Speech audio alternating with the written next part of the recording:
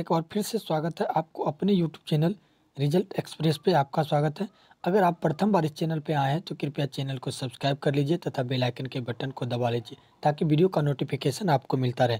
चलिए दोस्त, आज जो आपको हम बताने वाले हैं, जो आपका कल के डेट में जो एग्ज़ाम होने वाला है, मैथ का जो एग्ज़ाम होने वाला है, उससे रिलेटेड ऑब्जेक्टिव क्वेश्चन, मैथ का भी भैया ऑब्जेक्टिव क्वेश्चन लेकर आए हैं और वही आपको आज कराएंगे दोस्तों। इससे पहले आप 1 मिनट सुन लीजिए दोस्तों कि अगर आप कोरोना काल में कुछ नहीं पढ़े हैं दोस्तों, तो आप ऑब्जेक्टिव तो अपने मन से लगा सकते हैं, ठीक, ए बी पहला के, दूसरा बी, तीसरा सी, ऐसे करके लगा सकते हैं या एक दूसरे से देख के भी लगा सकते हैं। लेकिन आप सब्जेक्टिव जो है आपको कुछ ना कुछ बोर्ड एग्जाम में लिख कर आना है दोस्तों। आपको सब्जेक्टिव जो है कुछ ना कुछ बोर्ड एग्जाम में लिख के आना है दोस्तों। अगर आप सब्जेक्टिव बोर्ड एग्जाम में नहीं लिख के आते हैं तो आपको कदापि पास नहीं कराया जाएगा दोस्तों। इसलिए आपको अगर सब्जेक्टिव नहीं आता है, मान के चलिए कि आप नहीं पढ़े हैं, कोई दिक्कत नहीं है।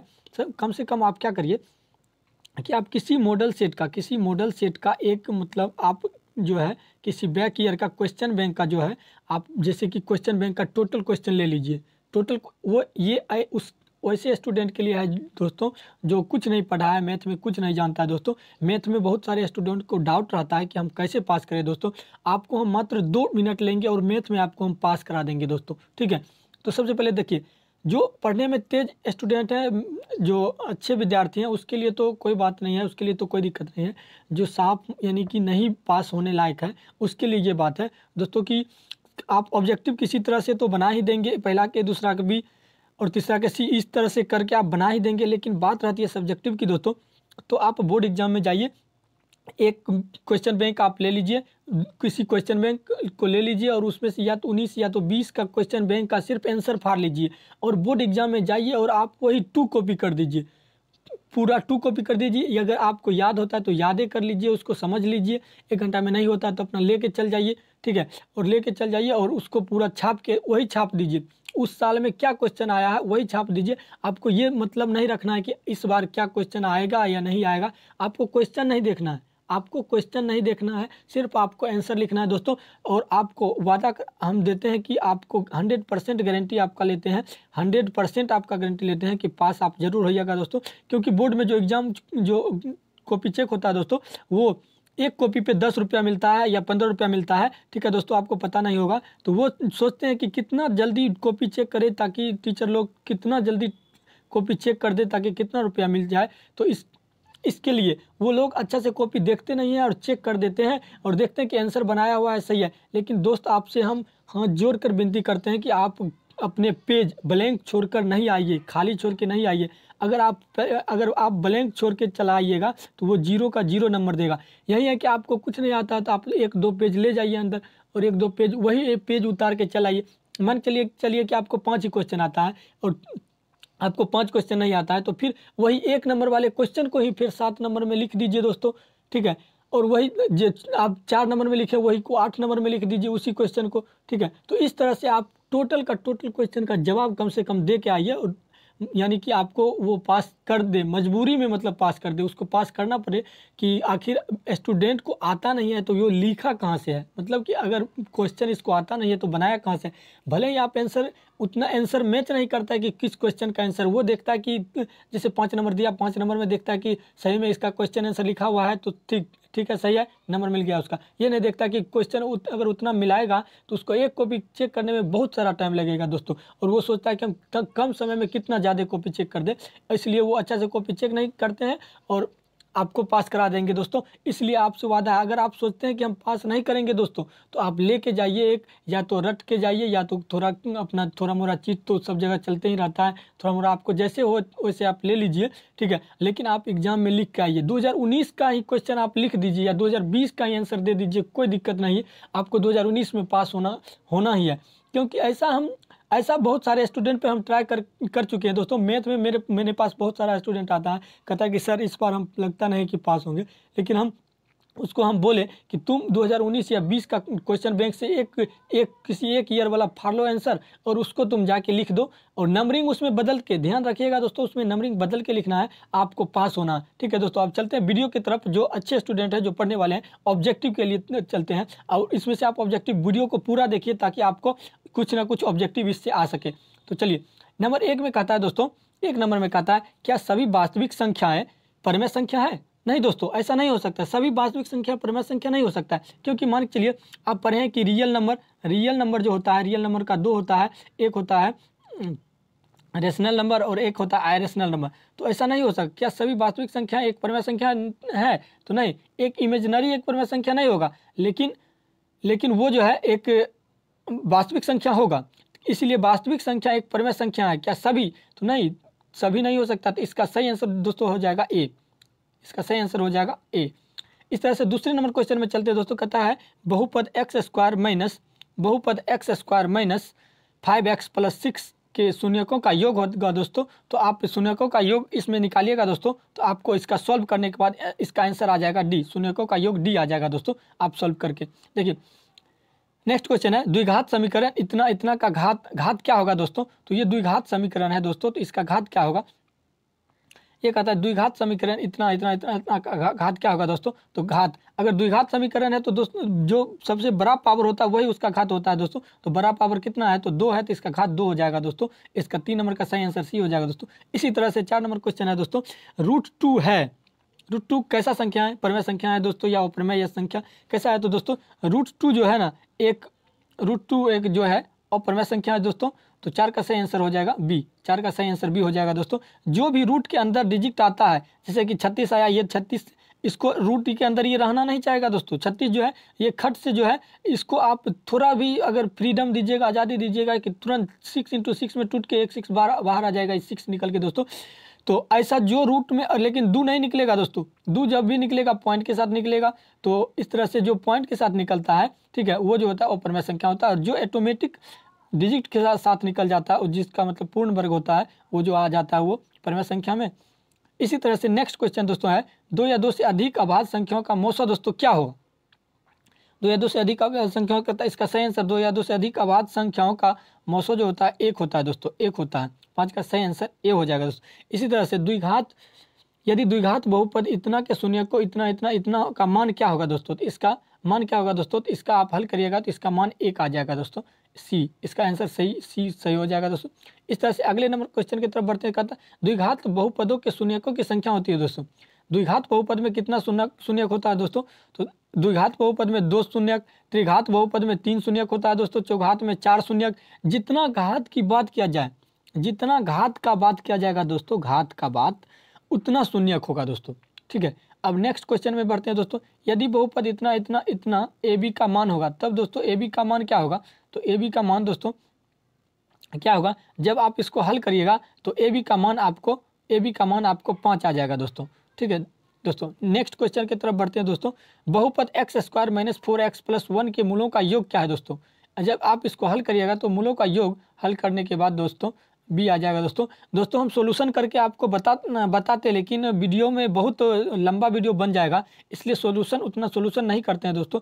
अगर आप सॉल्यूशन वाला वीडियो देखना चाहते हैं तो आपको बहुत सारा टाइम लगेगा, और इसी चैनल के प्लेलिस्ट में जो है सॉल्यूशन वाला वीडियो भी अपलोड हुआ है। चलिए, एक रैखिक समीकरण का घात होता है दोस्तों। रैखिक समीकरण का घात क्या होगा दोस्तों? रैखिक समीकरण का घात क्या होगा दोस्तों? तो रैखिक समीकरण का घात दोस्तों 0 होगा। युगपत समीकरण इतना इतना का निकाय है दोस्तों। कितना निकाय होगा दोस्तों? अद्वितीय हल होगा कि असंगत होगा दोस्तों? इसमें से क्या होगा दोस्तों? इसका सही आंसर असंगत हल हो जाएगा दोस्तों, असंगत हल हो जाएगा दोस्तों। इस तरह से के किस मान के लिए समीकरण इतना इतना, देखिए दोस्तों ये जो है आपका बुक का एकदम क्वेश्चन है, बुक से एकदम एनसीईआरटी बुक से लिया गया है दोस्तों। ये 100% पूछने का गारंटी है कि ये क्वेश्चन आएगा। 12 नंबर का सही आंसर दोस्तों सी हो जाएगा। आपको याद भी होगा आंसर, अगर आप अच्छा से पढ़ते होंगे तो आपको आंसर भी याद होगा। इसी तरह से 13 नंबर क्वेश्चन की तरफ बढ़ते हुए दोस्तों, कहता है बहुपद 4x² - 4x + 1 के मूलों का गुणनफल क्या होगा दोस्तों? तो इसका आप जब गुणनफल निकालिएगा दोस्तों, तो इसका गुणनफल 1/4 आ जाएगा दोस्तों। ये भी आपका क्वेश्चन है, एनसीईआरटी का क्वेश्चन है दोस्तों, एनसीईआरटी का क्वेश्चन है दोस्तों ये। चलिए नेक्स्ट क्वेश्चन चलते हैं। 14 नंबर दोस्तों, कहता है यदि द्विघात समीकरण इतना तो शून्य इतना a + b का मान होगा दोस्तों। जब आप इसको सॉल्व करिएगा दोस्तों तो इसका b का मान -3/2 आ जाएगा दोस्तों। चलिए 15 नंबर क्वेश्चन की तरफ चलते हैं दोस्तों। 14 नंबर 2 बार आ गया दोस्तों, कोई दिक्कत नहीं। यदि अल्फा तथा बीटा द्विघात समीकरण इतना के मूल हो तो 1/α + 1/β का मान आप जब इसका समीकरण को सोल्यूशन करने के बाद अल्फा का और बीटा का मान जब आप जोड़ेंगे तब इसका आंसर जो आएगा वो दोस्तों क्या आ जाएगा? 1/2 आ जाएगा दोस्तों। आंसर आने के बाद 1/2 दोस्तों हम पहले हल कर चुके हैं, ठीक है, कॉपी पर, उसके बाद आपको बता रहे हैं दोस्तों। किसी द्विघात समीकरण के विभाज्य का मान शून्य से बड़ा होने पर दोनों मूल होंगे दोस्तों। तो दोनों मूल क्या होंगे दोस्तों? तो दोनों मूल जो होगा वास्तविक और भिन्न होगा, वास्तविक और भिन्न होगा दोस्तों। कहता है द्विघात समीकरण इतना इक्वल टू 0 के विभाज्य का मान होगा दोस्तों। 0 के विभाजक का मान क्या होगा दोस्तों? तो 0 के विभाजक का मान 0 हो जाएगा दोस्तों। इसका सही आंसर 0 हो जाएगा। 18 नंबर क्वेश्चन में कहता है निम्नलिखित में कौन द्विघात समीकरण है दोस्तों? द्विघात समीकरण कौन है दोस्तों? 18 नंबर का कहता है द्विघात समीकरण बी नंबर है x² - bx + c = 0। क्योंकि इसमें देखिए दोस्तों, इसमें एक चर ही है, ये समीकरण नहीं हो सकता द्विघात समीकरण। और द्विघात समीकरण का फॉर्मूला आप बनाने का फॉर्मूला जानते हैं, ये भी द्विघात समीकरण दोस्तों नहीं है। इसी तरह से ये भी द्विघात, क्योंकि ये जो है बट्टा में है तो ये द्विघात समीकरण नहीं होगा दोस्तों, और इसमें एक ही चर है। चलिए नेक्स्ट क्वेश्चन में चलते हैं दोस्तों। 19 एपी का सार अंतर होगा दोस्तों। एपी का सार अंतर दोस्तों 10 में से 4 घटा लीजिएगा दोस्तों। आपको यहाँ 10 में से 4 यानी कि A2 - A1 इक्वल टू जो आ जाएगा दोस्तों, तो वो आपका डिफरेंस हो जाएगा दोस्तों। तो 19 नंबर का सही आंसर आपका हो जाएगा 6। 10 में से 4 गया दोस्तों, तो 6 आंसर हो जाएगा। 19 के बाद 20 नंबर क्वेश्चन में चलते हैं दोस्तों। क्वेश्चन को अच्छी तरह से देख लीजिए, क्योंकि बोर्ड में हूबहू यही डिजिट और यही जो है यही शब्द में आंसर आने वाला है। जब एपी के प्रथम पद 2 तथा सार अंतर 3 हो, तब एपी के 3 पद का अंतर पद होंगे दोस्तों। आप इसको निकालिएगा तब आपको इसका आंसर क्या, तो इसका आंसर मिल जाएगा 2 और 5 और 8। चलिए नेक्स्ट क्वेश्चन देखते हैं दोस्तों। 21 नंबर यदि किसी एपी का समान पद 3n + 5 है तो इसका सार अंतर होगा दोस्तों। सार अंतर क्या हो जाएगा दोस्तों? जब आप इसको सॉल्व करिएगा दोस्तों तो आंसर आ जाएगा सी, आ जाएगा इसका आंसर 3। नेक्स्ट क्वेश्चन है दोस्तों, यदि एपी किसी का छठा है, ये इसी तरह से आप इस क्वेश्चन को भी निकाल लीजिएगा दोस्तों। अनुक्रम कौन सा पद 27 है दोस्तों? तो ये आपको क्वेश्चन हूबहू एनसीईआरटी का क्वेश्चन है दोस्तों, और आपको ये एग्जाम में आने का 100% गारंटी है, इसलिए 12वां पद आप याद कर लीजिए दोस्तों। यदि कहता है कि त्रिभुज एबीसी में AB तथा C मध्य बिंदु इस प्रकार है तो इतना है, तो ये भी दोस्तों एनसीईआरटी का क्वेश्चन है 100%, और ये जो है बहुत इंपॉर्टेंट क्वेश्चन लगता है एग्जाम में आने की, बहुत 100% इसका गारंटी है दोस्तों। तो चलिए 24 नंबर क्वेश्चन जो है आपका, 24 नंबर का आपका आंसर 4 सेंटीमीटर निकलता है दोस्तों। आंसर को सॉल्व करने के बाद दो समरूप त्रिभुजों की संगत भुजाओं का अनुपात इतना है, तब उनके क्षेत्रफलों का अनुपात होगा दोस्तों 25 का सही आंसर हो जाएगा दोस्तों, आपका बी आंसर हो जाएगा दोस्तों। और इसमें आपको हम बताना चाहते हैं दोस्तों, दो समरूप त्रिभुजों की संगत भुजाओं का अनुपात, देखिए दोस्तों, जब भुजाओं का अनुपात दिया रहे और क्षेत्रफल पूछे तब उसको स्क्वायर करना है, मतलब 4 का भी स्क्वायर और 9 का भी स्क्वायर कर देना है। और इस तरह से भी क्वेश्चन दे सकता है दोस्तों कि भुजाओं का पहले क्षेत्रफल का अनुपात देगा, कहेगा कि दो समरूप त्रिभुजों के क्षेत्रफल का अनुपात 4:9 है, तब उनके क्षेत्रफल, तब उनके भुजाओं का अनुपात होगा दोस्तों, तब क्या हो जाएगा, ये जो हो जाएगा वर्ग में आएगा, तब 2:3 होगा दोस्तों, 2:3 यानी कि 2/3। ठीक है दोस्तों। इसी तरह से आप नेक्स्ट क्वेश्चन की तरफ चलते हैं दोस्तों। 25 के बाद 26 नंबर क्वेश्चन में, अगर यदि L पैरेलल M हो तो D का मान होगा दोस्तों, D का मान होगा दोस्तों। इसमें आपको देखिए D का मान, यहाँ पर D निकालना है दोस्तों। तो आपको D निकालने के बाद यहाँ पर जो करिएगा, तो यहाँ पर आपका D का मान आ जाएगा। जब सॉल्व करेंगे तो 3D प्लस 50 तो 2D प्लस 20, तो ये आपका 3D, इस तरह से आपका आंसर इसका 86 आंसर इसका कट के इसका आंसर 22 डिग्री आ जाएगा दोस्तों, 22 डिग्री आंसर आ जाएगा इसका। चलिए नेक्स्ट क्वेश्चन, सभी संभावित त्रिभुज होते हैं दोस्तों, सभी संभावित त्रिभुज होते हैं दोस्तों। ये बहुत ही इंपॉर्टेंट क्वेश्चन है दोस्तों, ये आप लिख कर ले लीजिए कि कल के एग्जाम में ये आना ही है क्वेश्चन, क्योंकि ये जो क्वेश्चन है बहुत बार रिपीट होता है दोस्तों। 2017 में भी पूछा है, 19 में भी पूछा है। अब देखिए 19 के बाद जो 17 के बाद 19 के बाद 21 में पूछेगा डायरेक्ट दोस्तों।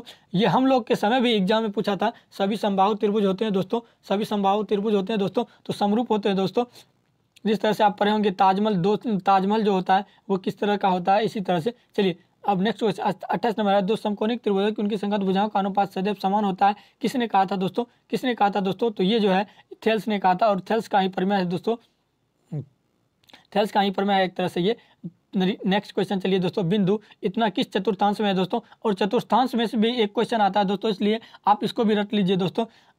चलिए नेक्स्ट 29 नंबर क्वेश्चन का सही आंसर हो जाएगा दोस्तों, ये जो है चतुर्थांश में आता है। देखिए दोस्तों, ये जो होता है इस तरह से होता है, इधर प्लस प्लस प्लस प्लस होता है, इधर प्लस प्लस प्लस, इधर माइनस माइनस माइनस माइनस, यहाँ पर जो होता है जीरो होता है, मूल बिंदु होता है। इस तरह का साइड जितना भी प्लस आता है, इस तरह से ये प्रथम इस तरह से होता है दोस्तों। चलिए नेक्स्ट 29 के बाद 30 नंबर क्वेश्चन, काटते तल में स्थित किसी बिंदु इतना के कोटि का मान होगा दोस्तों। मान इसका क्या कितना हो जाएगा दोस्तों, तो इसका मान जो आप निकालिएगा तो मान 4 आ जाएगा दोस्तों इसका। 31 नंबर क्वेश्चन की तरफ चलते हैं दोस्तों। 31 नंबर में है बिंदु इतना के बीच की दूरी दोस्तों, ये आपको निकालना पड़ेगा दोस्तों। 31 का सही आंसर निकालने के बाद आपको 4 आएगा दोस्तों। 32 नंबर क्वेश्चन में बिंदु इतना के मूल बिंदु से दूरी होगी दोस्तों, ये भी आपको दोस्तों निकालना है 32 का, और 32 का आंसर आपको सी आना चाहिए। सी आप निकाल के देख लीजिए दोस्तों। 10 π/2 का मान होगा दोस्तों, 10 π/2 का मान होगा दोस्तों। क्या होगा दोस्तों, सही से कमेंट में जल्दी से कमेंट में जवाब दीजिए दोस्तों, क्या होगा इसका मान। तो इसका मान जो होता है दोस्तों इन्फिनिटिव होता है दोस्तों। नेक्स्ट क्वेश्चन 33 के बाद 34 नंबर में चलते हैं। 1/√3 बराबर होता है दोस्तों, 1/√3 किसके बराबर होगा दोस्तों, ये जो है 10 30 डिग्री के बराबर होता है दोस्तों। चलिए नेक्स्ट क्वेश्चन जो है सेक स्क्वायर थीटा -1 का मान है किसके बराबर है दोस्तों, किसके बराबर है, इसका सही आंसर दीजिए दोस्तों। ये जो है 10 स्क्वायर थीटा के बराबर है दोस्तों, 10 स्क्वायर थीटा के बराबर है दोस्तों। अब नेक्स्ट क्वेश्चन है जो है sin π/4 - cos π/4 का मान होगा दोस्तों। जब आप इसको माइनस करिएगा तो इसको दोनों जो है ये 0 आ जाएगा दोस्तों। नेक्स्ट क्वेश्चन में चलते हैं दोस्तों। वृत्त के केंद्र पर बना कोण कितना डिग्री का होता है दोस्तों। देखिए वृत्त के कोण पर बना कोण, यही दोस्तों हम लोग के एग्जाम में भी 17 में भी क्वेश्चन पूछा था, और हम लोग के एग्जाम के टाइम में भी पूछा था दोस्तों। तो इसका 37 का सही आंसर दोस्तों आप क्या हो जाएगा दोस्तों, तो ये जो हो जाएगा 360 डिग्री हो जाएगा दोस्तों। चलिए 37 के बाद 38 नंबर क्वेश्चन में चलते हैं दोस्तों। अर्धवृत्त का कोण क्या होता है दोस्तों, ये हम लोग के टाइम में ये दोनों क्वेश्चन पूछा था दोस्तों, और ये क्वेश्चन आपको 100% गारंटी है कि आपको लिख के दे देते हैं कि ये क्वेश्चन आपको आएगा दोस्तों, एग्जाम में आना ही है। ठीक है दोस्तों, अर्धवृत्त का कोण या वृत्त के केंद्र पर बना कोण, ये तो हल्का है 360 डिग्री, लेकिन ये बहुत लोगों को पछाड़ देता है दोस्तों। इसका सही आंसर 90 डिग्री होगा दोस्तों। और हम अपनी बात करते हैं दोस्तों, हम अपनी बात करते हैं कि ये हमारे एग्जाम में भी पूछा था जिस समय हम एग्जाम दिए थे। 38 number question. Next 39 number question की तरफ चलते हैं दोस्तों। कहता है बाह्यतम स्पर्श वालों दो वृत्त उभयनिष्ठ स्पर्शों की रेखा कितनी होगी दोस्तों। इसका सही आंसर हो जाएगा दोस्तों स्पर्श रेखा 3 होगा दोस्तों। उसके बाद 40 नंबर क्वेश्चन है दोस्तों। इस प्रकार मिलती है कि वो क्यू 12 तो पी क्यू की लंबाई दोस्तों इस तरह से कहता है कि पी 5 सेंटीमीटर त्रिज्या वाले एक वृत्त, इस तरह से आपको 5 सेंटीमीटर त्रिज्या वाले एक वृत्त खींचिएगा दोस्तों।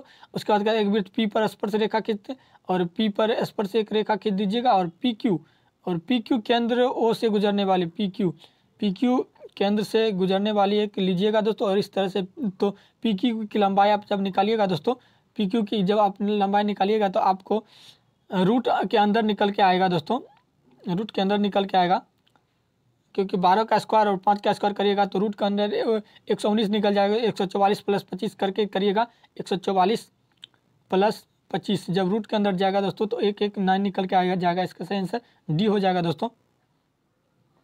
इसी तरह से देखिए दोस्तों, इसी तरह का एक क्वेश्चन आ ही गया दोस्तों। आपको हम बता चुके थे दो वृत्त के क्षेत्रफल का अनुपात इतनी है तो इनकी त्रिज्याओं का अनुपात क्या होगा दोस्तों। देखिए हम पहले ही बोल दिए थे कि इस तरह का जब क्वेश्चन पहले क्षेत्रफल दिया है दोस्तों तो और त्रिज्या की पूछ रहा है तो घटेगा, 2:3 हो जाएगा दोस्तों। इसका सही आंसर 41 का सही आंसर दोस्तों बी हो गया दोस्तों। अब 42 नंबर क्वेश्चन की तरफ चलते हैं दोस्तों। कोण थीटा वाले त्रिज्य खंड का क्षेत्रफल क्या होगा दोस्तों। इसका क्षेत्रफल क्या होगा दोस्तों, इसका सही आंसर जो है थीटा बटा 360 पाई r² दोस्तों सही आंसर हो जाएगा। 43 नंबर क्वेश्चन में कहता है दो वृत्तों के व्यास 9 सेंटीमीटर और 7 सेंटीमीटर के क्षेत्रफलों का अनुपात क्या होगा दोस्तों। देखिए इस तरह का क्वेश्चन बार बार पूछते रहता है दोस्तों, इस तरह से आप इस क्वेश्चन को ध्यान रखिए दोस्तों। देखिए देखिए फिर व्यास दिया इतना तब उनके क्षेत्रफलों का अनुपात, उसमें त्रिज्या दिया था, ठीक है दोस्तों। और इसमें देखिए व्यास दिया है तो व्यास का अनुपात क्या हो जाएगा, उनके क्षेत्रफलों का अनुपात हो जाएगा दोस्तों। तो 43 का सही आंसर आपका हो जाएगा क्या, 9 का स्क्वायर कर देंगे और 7 का स्क्वायर तो 9 × 81 से 7 × 49, तो आपका सही आंसर डी हो गया दोस्तों। वृत्त का व्यास उसकी त्रिज्या का होता है दोस्तों, वृत्त का व्यास उसकी त्रिज्या का क्या होता है दोस्तों, तो 44 का सही आंसर दोस्तों हो जाएगा आपका ए, दुगुना।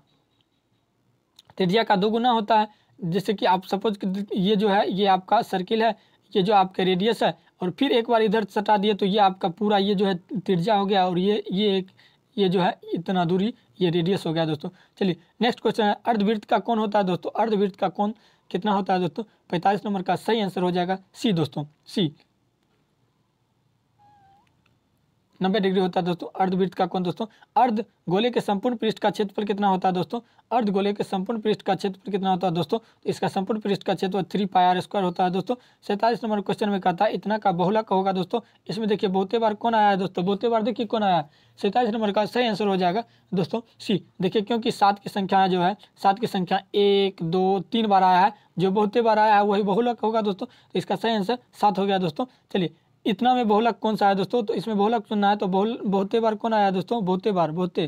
देखिए तो 5 जो है, 5 है, इसका सही आंसर हो जाएगा सी। 5 जो है बहुते बार आया तो बहुलक होगा, बहुलक बहुबार आने वाले मतलब बहुत बार आने वाले बहुलक कहलाएगा। इसी तरह से 49 में यदि ई कोई घटना हो तब इतना का मान होगा दोस्तों। इसका सही आंसर p + p का मान होगा दोस्तों 1 होगा दोस्तों, 1 होगा दोस्तों। तो 49 नंबर का सही आंसर आपका बी हो जाएगा दोस्तों। किसी भी घटना का जो मान होता है दोस्तों 0 और 1 के बीच ही होता है दोस्तों। तो अगर आप किसी भी घटना को जोड़िएगा तो भी उसका 0 और 1 के बीच ही आएगा दोस्तों। तो चलिए नेक्स्ट क्वेश्चन है, किसी घटना की प्रायिकता नहीं होती है दोस्तों, किसी घटना की प्रायिकता नहीं होती है दोस्तों। तो आपको बताएं कि किसी भी घटना का मान जो होता है 0 से लेकर 1 के बीच ही होता है, 0 से लेकर और 1 के बीच ही होता है। तो ये इसमें से एक तो हो ही जाएगा 0 और 1 से बीच के, तो 0.1 भी हो जाएगा दोस्तों और 0.2 भी हो जाएगा। और माइनस में घटना की कभी किसी घटना की प्रायिकता माइनस में नहीं होता है दोस्तों। इसलिए से इसी तरह से आपका 50 ऑब्जेक्टिव दोस्तों आपको हम बता चुके हैं। और इसमें से 50 नहीं तो कम से कम 15 जो है, कम से कम एग्जाम में आने वाला है 15 है तो 20 जो है आपको एकदम 100% हूबहू यही क्वेश्चन रहेगा दोस्तों। इसलिए अगर वीडियो को आपको अच्छा लगा है दोस्तों तो वीडियो को लाइक कर दीजिए दोस्तों, और चैनल को सब्सक्राइब करना नहीं भूलिए दोस्तों, और वीडियो को शेयर कर दीजिए अपने दोस्त लोग में दोस्तों। और मिलते हैं नेक्स्ट कल आपके लिए कोई इसका जो है, आप जब एग्ज़ाम दीजिएगा तब आपके लिए आंसर की लेकर आते हैं दोस्तों। इसलिए आप आंसर की से मिलाते जाइए दोस्तों और अच्छा से एग्ज़ाम दीजिए। हम आपके लिए अच्छा कामना करेंगे कि आपका एग्ज़ाम अच्छा जाए। चलिए मिलते हैं नेक्स्ट वीडियो में, तब तक के लिए